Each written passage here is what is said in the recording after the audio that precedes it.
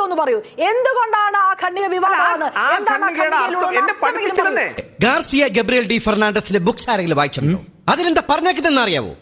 വായിച്ചല്ല അണ്ണങ്ങട് പറഞ്ഞു കൊടുക്കണേ. എന്റെ പൊന്നു ദൈവമേ, പിന്നെയും വന്നിട്ടുണ്ട്.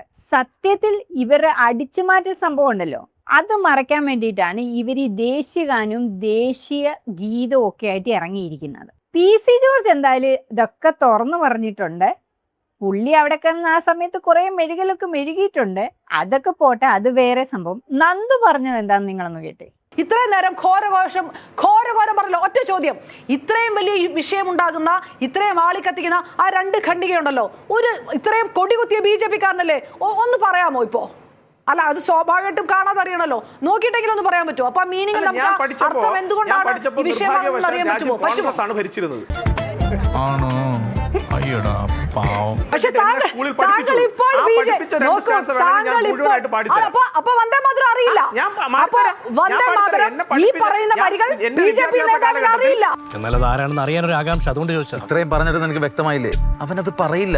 എന്തായാലും ഈ കൂട്ടത്തിൽ ഒരെണ്ണത്തിന് പോലും ആ പാട്ട് മുഴുവനും അറിഞ്ഞുകൂടെ. എന്താ പ്രശ്നം എന്നൊക്കെ ഇവർക്കറിയാം. പക്ഷെ അത് തുറന്നു പറഞ്ഞ ഇവരുടെ കള്ളക്കളി ഒന്നും നടക്കത്തില്ല.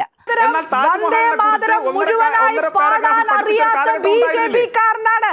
നോക്കൂ, ഞാൻ പെട്ടു. വന്ദേ മാതരം മുഴുവനായിട്ട് പാടാൻ അറിയാത്ത BJP-കാരനാണ്.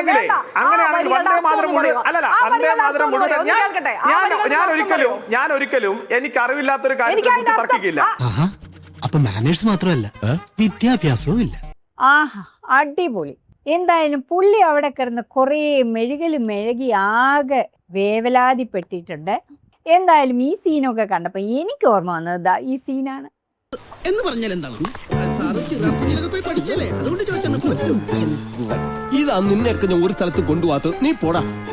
അങ്ങനെ പറഞ്ഞാൽ പറ്റില്ല. പറഞ്ഞാ സാറേ, നമുക്ക് സമയം പോകും, നമുക്ക് പോണ്ടേ? ഇല്ല, സമയമുണ്ട്, പറഞ്ഞതാ. അതല്ല ഇവിടെ ചോദിച്ചിന് മറുപടി പറ.